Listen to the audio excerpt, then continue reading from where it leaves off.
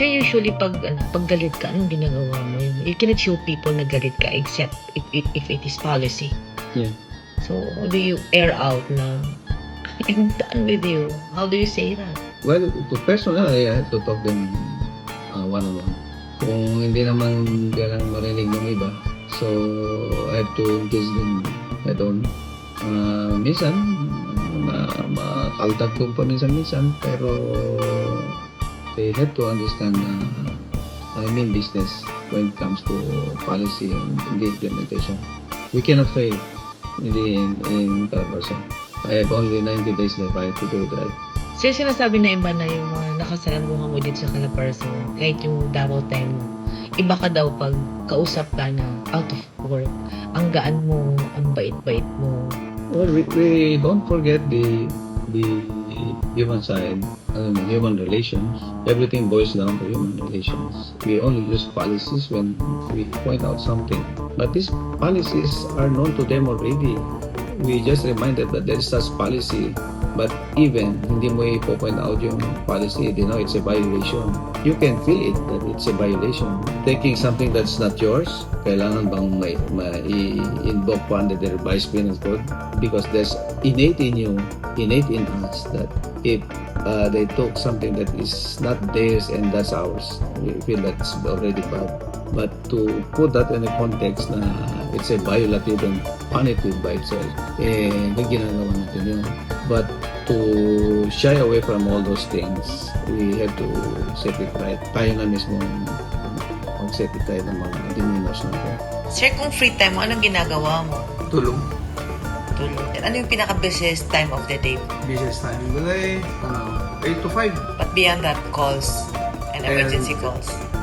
After 5, it's more busier. Kasi dami ng tawag. I start my readings at 7 p.m. And I do my visitations at 8 to 5. Given sa laki ng Calabarzon, do you still have time for yourself? Meron pa siguro ako mga 30 minutes Family time. on Sundays. So, devote yung Sundays. Yes. Ano yung pinaka-peak ng trabaho mo na hindi mo maiwan-iwan? Anong concerns? Security, preparations, or presentations? We have the 8 focus crimes of the G20.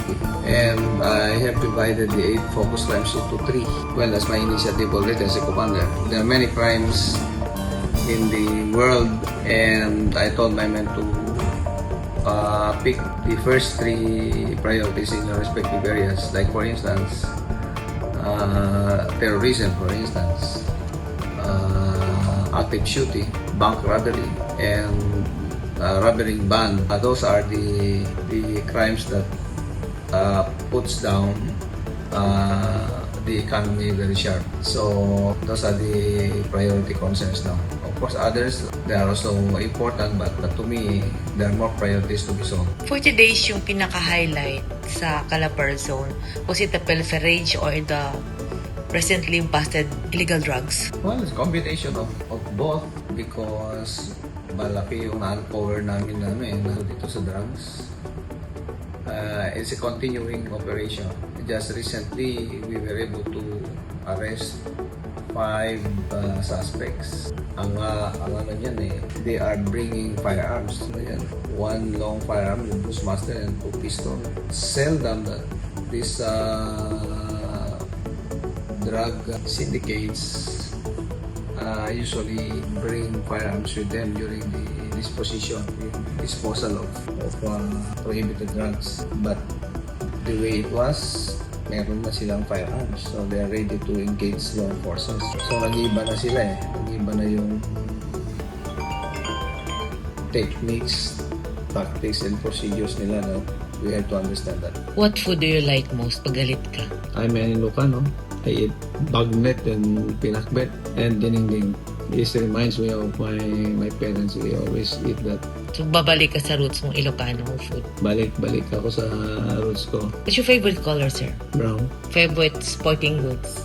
Shoes? Ano ba yung may particular brand ka? Basta it makes me feel comfortable using it. Wala, no particular brand. As long as it is convenient, I will use it. What will make you calmer if PU is happiness? What will make you calmer? Yung pampakalma sa'yo na mabigat na ang araw? Like past days, ang bigat-bigat, ang daming schedules. No, I swing my golf club. I swing it, and pag there's more time, I will ride my big bike and magpatakbo ako ng mga 170 and open my helmet, and then parang like doing the skydive, and then okay na. You've plenty of foundations, with friends, and special institutions. But nandun ka parati. I find my being with them. I think I'm one of them, and I think they understand that I'm with their group also. These people, pure in hearts and mind, parang they are very very. You don't expect something in return from them. Kaya it must be very very pure. You're giving Pure. more and no expectations back. Yes. Ganyan naman dapat tayo. We give something that we don't expect. Something also in return.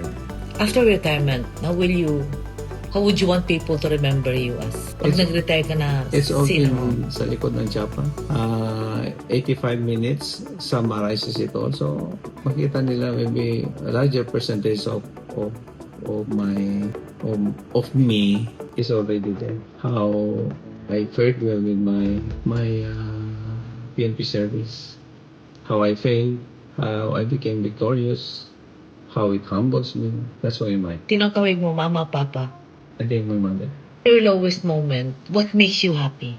A laughter of a child or PO with me. PO makes me happy all the time. I draw strength from this boy, and often I visit my parents sa cemetery. It's a quiet place where you can draw some inner peace there.